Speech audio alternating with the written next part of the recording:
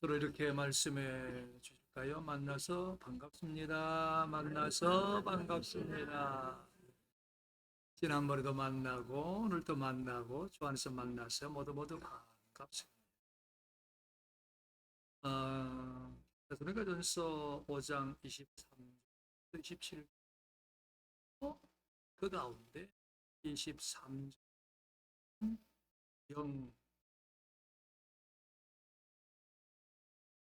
영이라는 말이 있습니다. 영, 이것은 한마디로 이 나를 가리키는 말입니다. 뒤에 또 말하겠습니다만은 우리 사람은 눈에 보이는 몸으로만 되어 있지 않고 또 있다 하는 것입니다. 이 가운데서 어느 것이 제일 중요하다? 당연히 그 부분. 우리 사람은 눈에 보이는 몸, 여기에 많은 관심을 가지고 이것 때문에 또 쓰고 시간도 쓰고 많은 노력을 하지.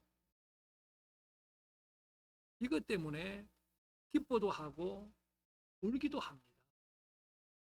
하지만 그보다가 영적 이것은 비교할 수 없을 만큼 엄청 중요한 문제입니다. 그래서 오늘은 이 말씀에 의지해서 말씀의 주제를 함께 따라합시다. 내 영이 살게 하소서. 다시 합시다. 내 영이 살게 하소서. 우리의 소망이 무엇이냐? 주님 오심이 소망. 좀 구체적으로 말하면은 우리의 소망, 천국. 그 천국에 어떻게 가냐? 주님에 의해서. 천국의 주인이 누구시냐? 주님. 개인적으로는 한 생을 살고 세상을 떠날 때 그 영혼이 가지만은 전 인류적으로는 주님 오시는 그날이 됩니다. 이 세상은 모두가 다 끝나게 되고 천국 갈 자, 천국으로 가게 되니 바로 주님 오심이 우리의 소망인 줄로 믿습니다. 특별히 데살로니가 교회 교인들은 주님 오심, 곧 재림에 대해서 많은 관심을 가졌었습니다. 그래서 데살로니가전서 5장 1절, 2절을 보면 바울은 이렇게 말합니다. 때와 시기에 관하여는. 여기서 말하는 때와 시기, 이 말은 우리 주님이 이 땅에 다시 오시는 그걸 이르는 말입니다. 주의 날이, 이 말도 역시 주님이 이 땅에 다시 오시는 날을 이르는 말입니다. 이렇게 그러니까 교회 성도들은 주님 다시 오심에 대해서 많은 관심을 가지고 있었습니다. 요한복음 14장 1절, 2절, 3절에 예수님께서 십자가를 앞두고 모인 많은 사람들에게 하신 말씀 중에 마음에 근심하지 마라. 하나님 믿으니 나를 믿어라. 아버지 집에 거할 곳이 많다.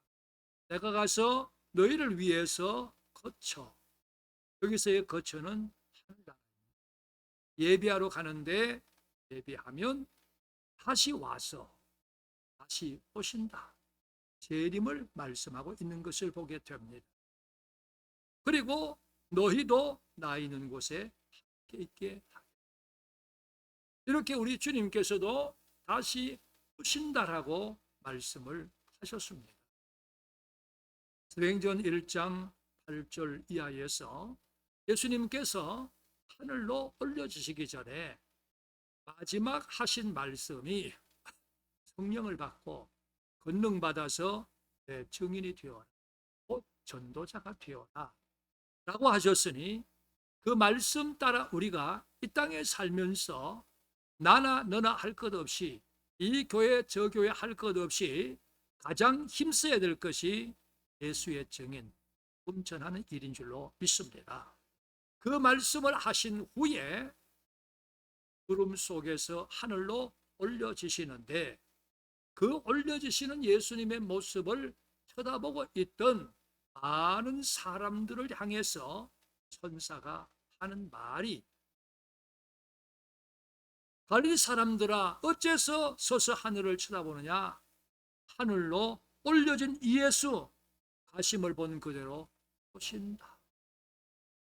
역시 다시 오심을 말했습니다. 이렇게 우리 주님은 2000년 전에 이 땅에 오셔서 우리를 위해 죽으시고 우리를 위해 사심으로 우리의 모든 죄를 담당하셨고 우리의 소망이 되셨습니다. 그런 다음에 하늘로 올려주셨고 오시게 됩니다. 이것은 하나님의 약속이니 반드시 오시게 될 줄로 믿습니다. 우리 주님이 재림 곧 다시 오시면 어떻게 될까? 이 세상은 모두 끝납니다. 높은 산도 끝나고 깊은 바다도 끝나고 넓은 들도 끝나고 내 이름으로 빌딩을 등기해 놓아도 끝나고 공장에 많은 것을 놓아두어도 끝나고 내가 얻은 권세와 명예도 지식도 끝나게 되고 모든 것이 다 끝나게 됩니다. 무엇만 있게 되는가? 심판과 내세만 있을 뿐입니다. 우리는 이것을 소망하고 사는 사람인 줄로 믿습니다. 그런데 만일의 경우에 주님이 다시 오시는 일이 없다라고 한다면은 안 납니다. 재미없습니다. 그 이유 중에 하나는 이 세상은 사람과 사람 속에서 우리가 살아가는데 그렇게 살다 보면 때로 원치 않게 억울한 일을 있습니다. 서로 간에 잘 그 문제가 풀리지 않으면 법에 호소를 합니다. 소송을 합니다. 그런데 정확하게 판결이 되기도 하지만 그렇지 못한 경우도 얼마든지 있을 수 있습니다. 이것이 세상의 법이요 판결이지요. 사람의 한계입니다. 그러면 그 억울함을 어떻게 합니까? 풀 방법이 없습니다. 또는 사람과 사람 사이에 복잡한 관계 속에서 살다 보면 죄를 보기도 합니다. 누명을 쓰기도 합니다. 속상한 일이 한두 번이 아닐 것입니다. 그럴 때에 그래 내가 참자 그러기도 합니다. 그런데 마음속 깊은 곳에서 속상함이 한 번씩 올라오기도 합니다. 이거 어떻게 풉니까? 이거 어떻게 풉니까? 이 세상에서는 공의를 말하고 공정을 말하지만은 완전한 공의, 공정은 이 세상은 존재하지 않습니다. 절대적으로 존재하지 않습니다. 다만 주님이 오셔서 이 세상 모든 것이 끝나고 우리 주님이 심판하실 그때가 되면 주님은 우리 사람의 생각까지도 다 아시는 분이시기 때문에, 그리고 모든 것을 들으시고 모든 것을 보시고 모든 것을 아시기 때문에 심판을 정확하게 하시게 됩니다. 그때가 되면 억울함이 다 풀리게 됩니다. 그리고 위로를 받게 됩니다. 눈물을 씻기움 받게 됩니다. 그러니 만일에 주님이 다시 오신 일이 없으면 속상합니다. 그러나 주님이 다시 오심이 있어서 이러한 일들이 있고 그 위에 믿는 사람들이 모두 하나님의 나라로 가게 되니 그것 때문에 우리는 참을 수 있습니다. 견딜 수 있습니다. 이길 수 있습니다. 왜? 그때가 되면 다 풀려지니까 말입니다. 주님이 다 보상해 주시니까 말입니다. 그렇습니다. 그래서 우리 주님 오심이 바로 우리의 소망인 줄 믿습니다. 그런데요, 주님 오심을 기다리는 우리 성도들이 이 세상에서 어떻게 살아야 하겠습니까? 몇 가지 말씀을 전하면, 첫째는 우리 주님께 대해서는 주님이 언제 오실지 모르기 때문에 함께 따라할까요? 믿음에 깨어 있어야 합니다. 그렇습니다. 오늘 본문 그 앞부분에 3절 이하에 보니 편안하다 안전하다, 그때에 임신한 여자에게 해산의 고통이 이름과 같이 멸망이 심판입니다. 갑자기 이르리니 결코 피하지 못하리라. 주님 오시는 그때가 언제인지 예고가 없습니다. 갑자기 이르리니 피하지 못하리라. 그래서 어떻게 하라고요? 자지 말고 깨어 정신을 차려라. 믿음에 깨어 있어야 할 줄로 믿습니다. 우리는 내가 교회에 왔으니 난 구원받았어, 이거 아닙니다. 내가 예배에 참여했으니 내가 구원받았어, 이거 아닙니다. 내가 예수를 주로 믿는 믿음이 확실히 있어야 하고, 이 믿음을 항상 우리는 점검해야 됩니다. 이런 때 저런 때 내가 믿음이 있는지 스스로를 돌아보고 그 믿음을 점검해야 됩니다. 그래서 그 믿음이 약해지면 강한 믿음이 돼야 되고, 그 믿음이 흐릿하면 확실해져야 되고, 그래서 주님이 언제 오시든 간에 아멘하고 맞이할 수 있는 깨어있는 믿음의 사람이 되기를 축복합니다. 두 번째는 서로에 대해서는 어떻게 할까? 사랑 안에서 서로 화목해야 되고 함께 합시다. 잘 지내야 합니다. 그렇습니다. 데살로니가전서 5장 11절 이하의 말씀 보니 피차 권면하래요. 서로 덕을 세우래요. 또 수고하는 자들을 알아주래요. 사랑 안에서 귀하게 여기래요. 서로 화목하래요. 게으른 자를 권계하래요. 마음이 약한 자를 격려하래요. 힘이 없는 자를 붙들어 주래요. 모든 사람에 대해서 오래 참아주래요. 누구에게든지 악으로 악을 갚지 말래요. 서로 대하든지 모든 사람 대하든지 항상 선을 따르래요.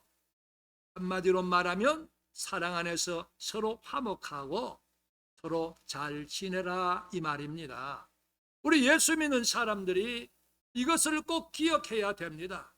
우리는 이 세상을 살아가되 혼자 살지 않습니다. 많은 사람들 속에 살아갑니다. 교회에 오면은 교우들이 있습니다. 가정에 가면 가족이 있습니다. 일터에 가면 함께 수고하는 이들이 있습니다. 밖에 나가면 이웃들이 있습니다. 우리는 그들과 잘 지내야 합니다. 이것이 하나님의 뜻입니다. 우리에게 명하신 겁니다. 예수 믿는 성도로서 마땅히 살아야 될 삶의 모습입니다. 그렇습니다. 서로 잘 지내야 합니다. 그리고 자신에 대해서는 어떻게 할까? 하나님의 뜻을 따라합시다. 바르게 살아야 합니다. 그렇습니다.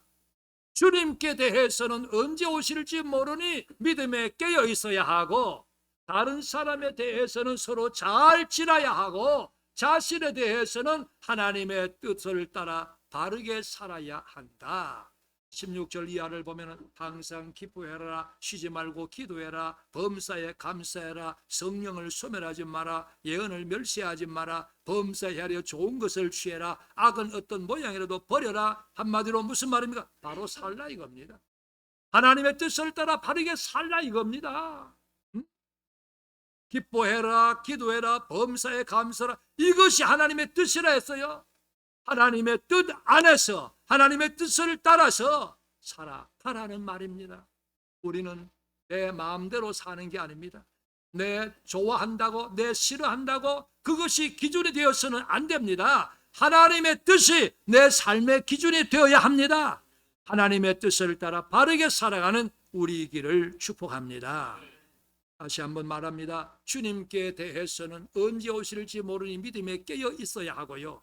다른 사람에 대해서는 서로 잘 지내야 하고요. 자신에 대해서는 하나님의 뜻을 따라 바르게 살아야 합니다. 그러면서 우리는 언제나 구원의 즐거움이 있어야 됩니다. 그리고 자원함으로 주를 따라야 합니다. 우리는 주님의 십자가의 은혜로 하나님의 사랑으로 구원받았지 않습니까? 이게 얼마나 큰 은혜입니까? 얼마나 즐거운 일입니까? 얼마나 감사한 일입니까? 사람이 몸이 몹시 아프다가 치료되어 건강했다. 얼마나 기쁩니까? 물에 빠져 죽어가는데 누군가에 의해서 건짐을 받았다. 얼마나 다행스럽고 얼마나 기쁩니까? 근데 여러분들이요, 내 영혼이 죽어서 하나님을 알지 못해서 지옥불에 떨어지게 됐는데 주의 은혜로 말미암아 믿어서 구원받아서 천국 가게 되었다. 이것이 몸이 건강하게 된 것과 비교가 됩니까? 물에 빠져 죽어갔는데 건짐을 받은 것과 비교가 됩니까? 그런데 우리는 구원의 즐거움이 얼마나 있습니까? 구원받음에 대해서 얼마나 감사하고 있습니까? 구원받음에 대해서 얼마나 감격하고 있습니까? 여러분들이요, 바라건대 구원의 즐거움이 우리 안에 충만하기를 원합니다. 구원이 무엇인지를 생각하십시오. 구원을 어떻게 받았는지를 생각하십시오. 구원이 얼마나 소중한 것인가를 생각하십시오. 그것을 내가 하나님의 은혜로 받았음을 믿으십시오. 그리고 그것이 소중한 줄 알고 그것 때문에 늘 즐거워하는 우리이기를 원합니다. 그래서 시편 51편 12절에서 다윗은 말합니다. 주의 구원의 즐거움을 내게 회복시켜 달라고 말입니다. 여러 성도들이여, 구원의 즐거움이 우리 안에 회복되기를 축복합니다. 구원의 즐거움이 날마다 샘솟듯이 일어나야 합니다. 찬송이 1장부터 많이 있는데 다 좋은 찬송입니다. 개인적으로 어떤 분은 이 찬송을, 어떤 분은 저 찬송을 좋아합니다. 그 찬송은 자신의 신앙 고백이기도 합니다. 그런데 제가 말하는 것은 오해 없기를 바라고 일반적으로 하는 말이니 잘 들어보십시오. 찬송 272장 고통의 언제까지 고통의 뭐 얘기할까? 273년 나 주를 멀리 떠 언제까지 이러고 있을 겁니까? 맨날 고통의 멍에만 얘기할 겁니까? 맨날 주를 멀리 떠나 이제 옵니다 이것만 얘기할 겁니까? 다시 말해, 이 찬송이 틀렸다는 건 아닙니다. 나쁘다는 건 아닙니다. 멀리 언제까지 멀리 갔다 또 오고 또 올 건데, 언제까지 그럴 건데, 세상에서 방황할 언제까지 방황할 건데, 돌아왔으면 은혜를 생각하고 구원을 생각하고 하나님 앞에 즐거움으로 나아가야지요. 이 찬송은 어떻습니까? 나 이제 주님의 새 생명 얻은 못 옛것은 지나고 새 사람이로다. 산천도 초목도 새 것이 되었고 죄인도 원수도 친구로 변한다. 주 따라가는 길 험하고 멀어도 찬송을 부르며 뒤따라가리라. 나 주를 모시고 영원히 살리라. 날마다 섬기며 주 함께 살리라. 영생을 누리며 주 안에 살리라. 오늘 또 내일 또 주 함께 살리라. 구원의 즐거움이 있어야 됩니다. 영원히 은총 입어 중한 죄집 얻고 보니 슬픔 많은 이 세상도 천국으로 가도다. 주의 얼굴 뵙기 전에 멀리 뵈도 하늘나라 내 마음속에 이루어지니 날로 날로 가깝도다. 높은 산에 거친 둘이 초막이나 궁궐이나 내 주 예수 모신 곳이 그 어디나 하늘나같이 할렐루야 할렐루야 찬양하세. 내 모든 죄 사함하고 주 예수와 나니 어디나 나를 알아. 구원의 즐거움이 있어야 되고요, 구원의 즐거움이 회복되어서 우리 안에 샘솟듯이 날마다 솟아나야 합니다.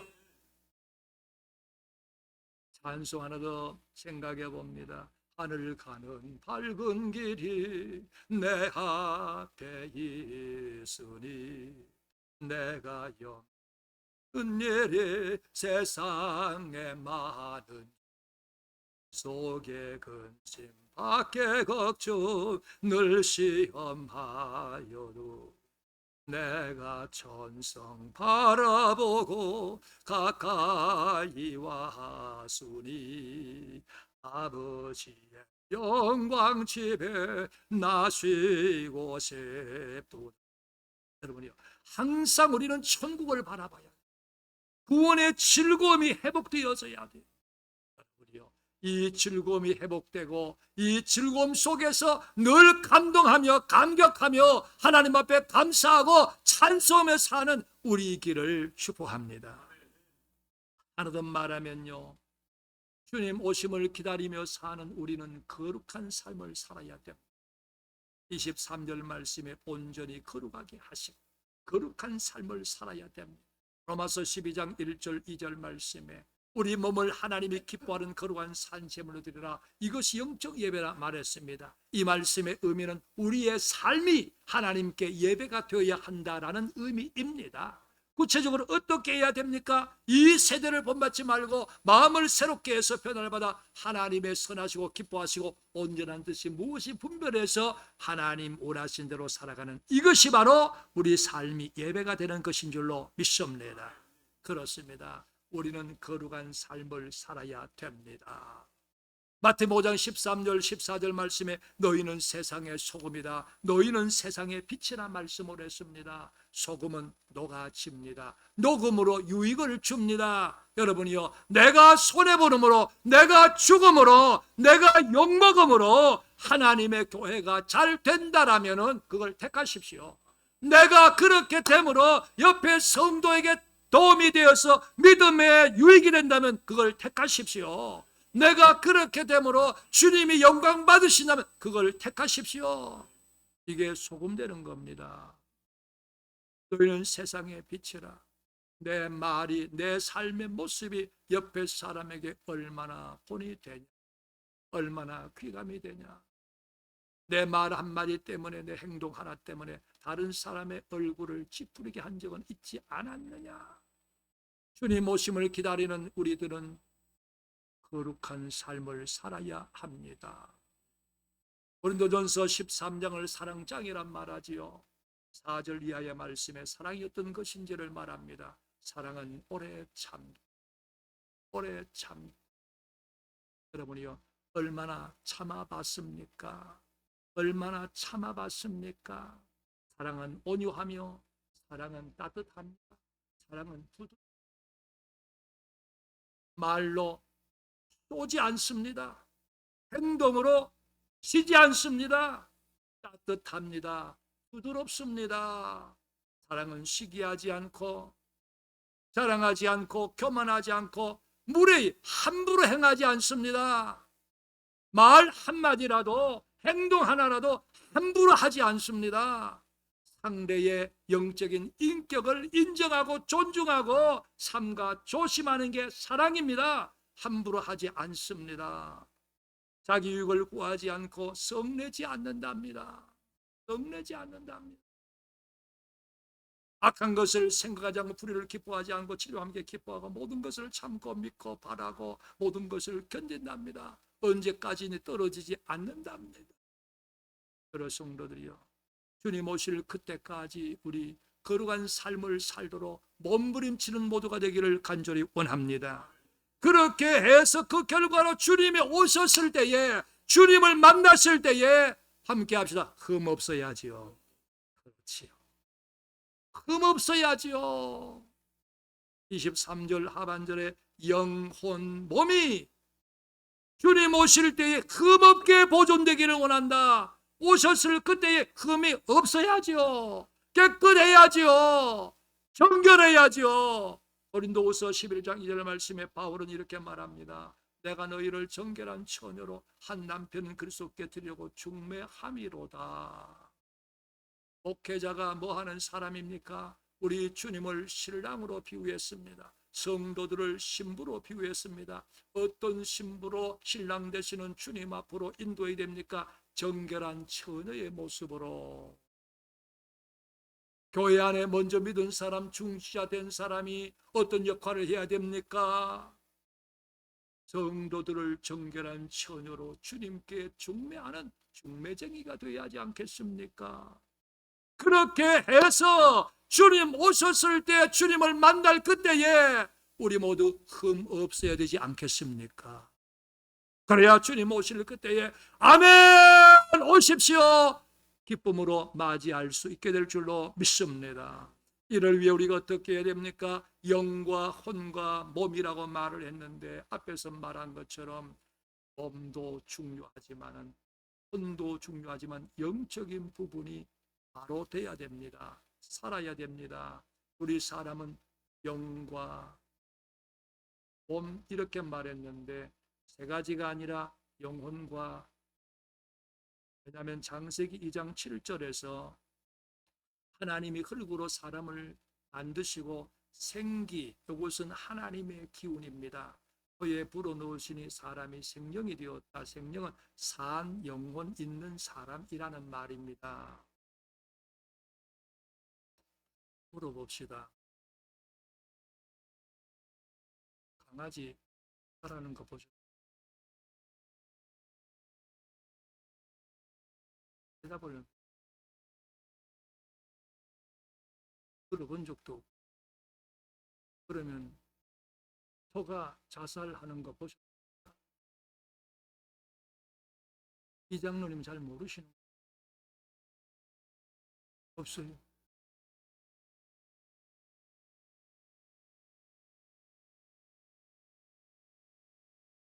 짐승은 자살을 근본적으로 못해요. 그래서 자살이 없는 겁니다. 아무리 몸이 아파서 죽을 지경이 돼도 짐승은 자살을 못해요. 사람하고 다른 점이 뭔지 압니까? 짐승도 몸이 있고 혼이 있는데 짐승의 혼을 각혼이라고 말하기도 하죠. 그러면 혼이 있어요. 우리 사람은 몸이 있고 영혼이 있어요. 영혼은 영적인 면, 혼적인 면으로 나뉘어지는데 영적인 면은 종교와 윤리적인 면을 담당하고요. 혼은 일반 지각작용을 담당하는 건데요. 짐승과 다르게 우리 사람은 하나님의 기운, 하나님의 영적인 면에 들어가서 우리가 영적인 존재가 되었어요. 그냥 혼이 아니에요. 영혼이에요. 그래서 우리 사람은요, 너희 살기 싫어 죽어 해요. 이게 짐승하고 다른 겁니다. 이게요. 자, 그런데 문제는요, 이 영적인 면이 똑바르게 살아있고 똑바르게 되어야만이 혼적인 면도 정상이 되는 거예요. 좌우간, 설명 길게 하려면 복잡하니까 따라합시다. 영이 살아야. 영이 살아야. 그렇습니다. 우리 사람은 몸과 영혼으로 있는데 영혼의 영적인 면이 살아야 돼. 영적인 면이 살아있고 하나님과의 관계가 똑바로 맺어져야 돼. 마태복음 1장 28절에 몸은 죽여도 영혼을 죽이지 못하는 자들 두려워하지 말고 몸과 영혼을 지옥에 멸할 수 있는 자를 두려워하라 말했는데, 몸이 살아있어도 영혼이 있어도 영적인 면이 죽은 사람이. 예수 믿지 않는 사람, 몸이 건강해요, 헬스를 해서 그냥 막 근육이 막 대단해요. 그런데요, 영적인 면은 죽어 있는 사람. 그 말은 영적인 면이 없다, 영혼이 없다 그 말이 아니고 영적인 면이 죽어 있다. 그 말은 하나님과의 관계가 끊어졌다 이 말이에요. 그게 죽음이에요. 그래서 하나님을 알려고 안 해요. 하나님을 찾으려고 안 해요. 자신이 죄인 것을 자각하지도 못해요. 고백도 없어요. 하지만 여러분이요, 우리는 영적인 면이 살아나야 돼요. 그래야만이 내 기쁜 속에서부터 하나님을 바라보게 되고, 그러면서 우리 영혼이 살게 되고 우리 몸도 편하게 되고 삶도 의미 있는 삶을 살게 될 줄로 믿습니다. 마가복음 9장 59절 60절에서 예수님이 어떤 사람에게 나 좀 따라와 했더니 그가 하는 말이, 내가 먼저 가서 아버지를 장사하게 허락해 주십시오. 그랬더니 예수님이 하시는 말씀, 죽은 자들을 장사하게 해라. 이게 무슨 말입니까? 죽은 자들로 죽은 자들을 장사하게 해라. 앞에 죽은 자들은 영혼의 영적인 면이 죽어 있는 사람입니다. 하나님을 알지 못하는 사람입니다. 뒤에 죽은 자들은 육신의 죽음을 맞이한 사람입니다. 여러분요, 앞에서 말했으면 다시 말하면요, 예수 알지 못하는 사람, 구원받지 못하는 사람은 안타깝게도 불쌍하게도 가련하게도 그 영은 죽어 있어요. 이걸 아십니까? 이걸 보고 계십니까? 이걸 알아야 합니다. 이걸 볼 줄 알아야 됩니다. 몸이 아무리 건강하고 사회적으로 아무리 특출하다고 할지라도 예수 알지 못하는 사람은 영적인 면이 죽어 있어요. 불쌍한 사람입니다. 하나 우리는 영이 살았는데 그 영이 더 생명으로 충만하고 건강해야 할 줄로 믿습니다. 이를 위해 어떻게 할까요? 함께 합시다. 회개하여 제사함 받자. 그렇습니다. 사도행전 2장 37절 38절에서 베드로의 설교를 들은 수많은 사람들이 다가와서 하는 말이, 어떻게 해야 되겠느냐 했을 때 베드로가 하는 말이, 회개해라, 세례받아라, 제사함 받아라. 그러면 성령의 선물을 받는다. 성령의 선물은 이 말은 영이 산다 이 말입니다. 그런 성도들이요, 회개하여 제사함 받아 우리 영이 살기를 원합니다. 그런데요, 스가랴 1장 3절 4절 말씀에서 하나님은 말씀합니다. 너희는 내게로 돌아와라. 이 말은 회개하라 이 말입니다.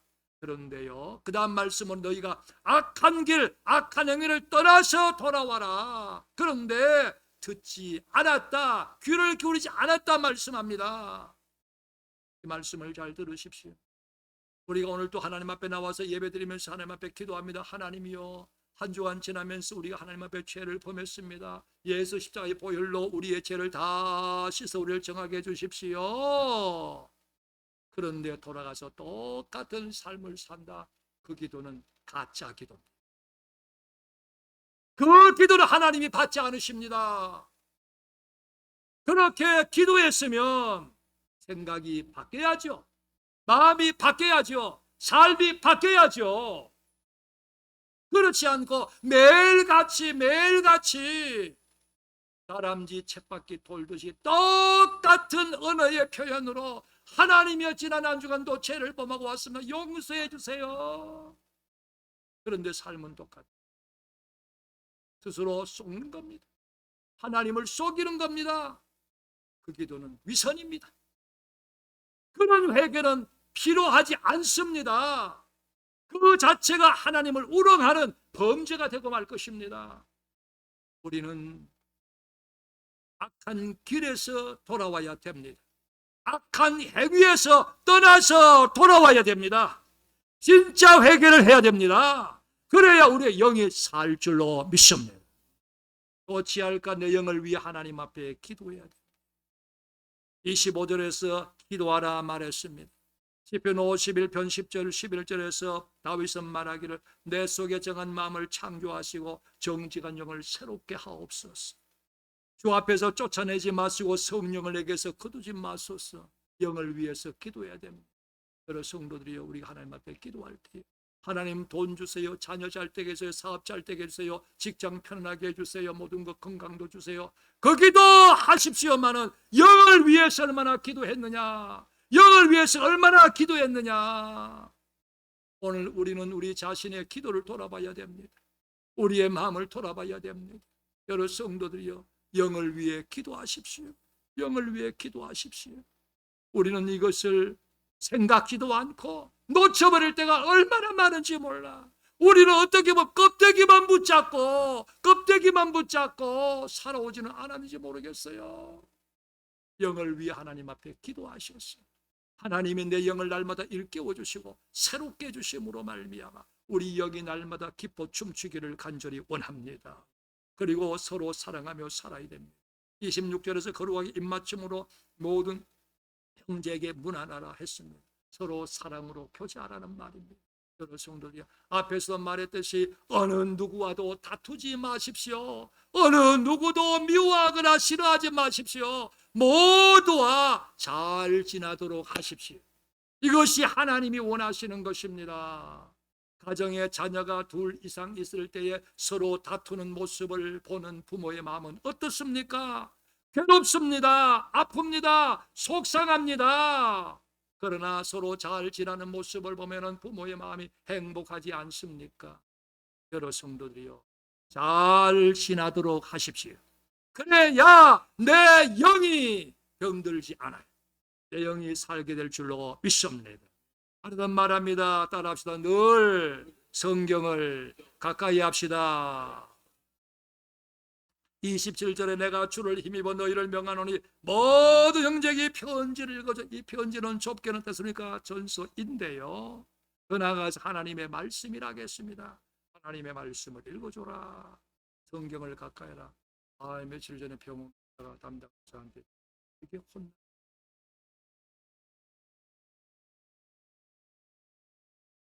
그래도 뭐 하고 검사를 검사 결과도 나아졌어요. 그래서 결과 그 내용을 컴퓨터로 주고 다음 하는 6개월 후이다. 그래요. 6개월 정도 처방이면 괜찮은 거잖아, 그죠? 한 달, 두 달, 3개월이나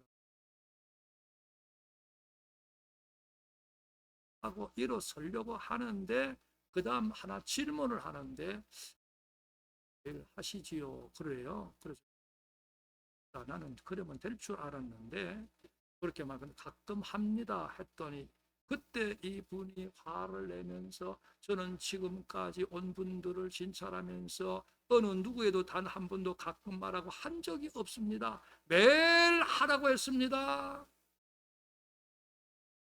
6개월 있다가 오지 말고 3개월 있다가 오세요.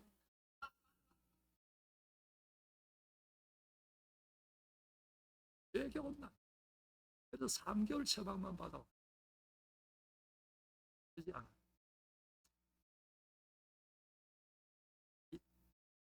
관리하는 첫 번째가 매일 체크하는 겁니다. 혈압 있는 분도 마찬가지예요. 매일 체크하는 겁니다. 그래야 자기 몸 상태를 알아요.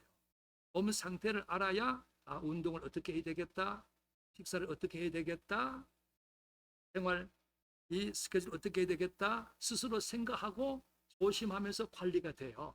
그런데 가끔 하게 되면요, 몸 상태를 잘 모르기 때문에 대충 살게 돼요. 성경을 늘 가까이 하는 사람, 거울을 자주 보는 사람, 가끔 보는 사람, 어떻게 했어요?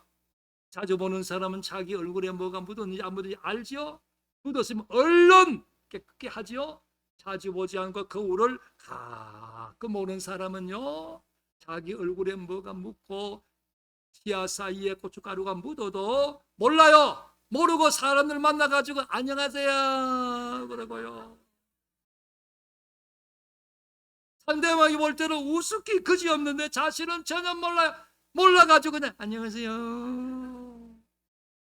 성경을 늘 가까이, 그 속에서 내 영적인 모습을 보게 돼. 여러 성도들이여, 영이 살아야 됩니다. 그래야 우리 혼도 정상이 되고 우리 몸도 나아지게 되고 삶도 밝아지게 되고. 기도합시다. 하나님 감사합니다. 생명